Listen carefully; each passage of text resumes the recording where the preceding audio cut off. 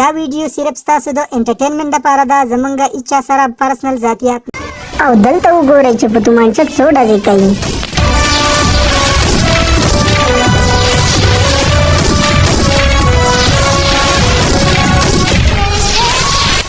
یاره جلات خان څو شوې ودې شمارلې که 5 او 6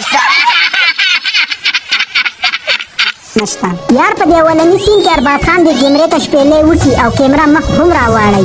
زمونږ به ومنو چې زه په دې کې د ساوند سنسر دی، خو که تاسو وروسته خیال وکړئ نو ارباز خان خو د کیمرې شاته ولاړي، نو کیمرې ته څه پته ولګېده چې کم طرف ته مخ ګرځول دي.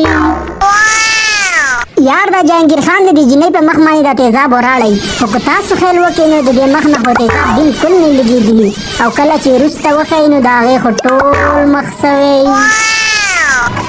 دا جینۍ چې کله خودکشي کوي نو سیده را روانئ، او چې کله په ګاډي لګي نو الټه ولګي. پکار وه چې پښې لګېدلې وې او بیا وروسته راولېدلې وې. کله چې دا جینۍ په دې ګاډي لګي نو د دې جینۍ د لګېدو نه مخکې په ګاډي باندې ایره پراته وي، او کله چې د دې کیمرې انګل چینج شي نو د هغه ځینه خو یې نه بلکل غیبه شي. یار دلته دا میلمانه راشي او دا ښځه ورته دا دروازه کولاو دي، خو دا مین دروازه کېدی نه شي ځکه چې په دې کې خو شیشې لګېدلي دي. دا خو یا د کمرې ګیټ دی او یا چېرته د باتروم. او یار دلته دا ګونډې را جینکۍ چیړي، او کله چې ارباز خان راشي او یوه لته ورکړي نو دا ډایرکټ د چت نه فوټپات ته ورسي. او یار دا ګونډه چې کله ارباز خان ووایي نو دا د پل نه ډایرکټ فوټپات ته کوشوئ، او چې خیال وکړي نو ارباز خان خو هلته نه مخکې نه موجود وي. او کله چې دا جهانګیر خان د دې جینۍ پلار ته د تصویرانو ښکاره کوي نو دا سنګل اپلوډ وي، او کله چې جینۍ په خپله راشي او تصویر ته خیال وکړي نو خو 3 تصویران اپلوډ شي. او یار دلته د ارباز خان دا جهانګیر خان ته د LCD باندې ولي، او که چېرې تاسو خیال وکئ نو دا جهانګیر خان چې دومره لري نو دا څوک ولي.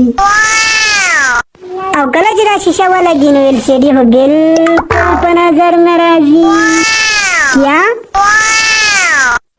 او یار کو تاسو چېرته دې دکان ته خیال وکئ نو دا خو ټول د خالي ډبو او د خالي چپسونو نه ډک دی، ځکه چې په دې دکان کې هو نه کرسۍ شته او نه شوکېس.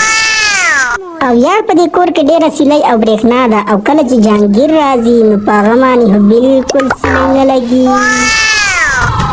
او یار دلته دا تیزاب د دې جینۍ د مخ په ټولو حصو باندې ولګي، او کله چې وروسته ښیئ نو د هغې جینۍ ټول مخ خو بچې او چېرته لوګو لوګو ایسوي تیزاب لګېدلي. او یار د دې پښتو فلمونو دا کار ښه دی چې سړی ډایرکټ به کور ته راننوتی وي، که د کور پته یي او که ته نه یي، که څوک څوکیدار یي او که نه یي، خو ډایرکټ به په کور کې دننه ولاړ وي.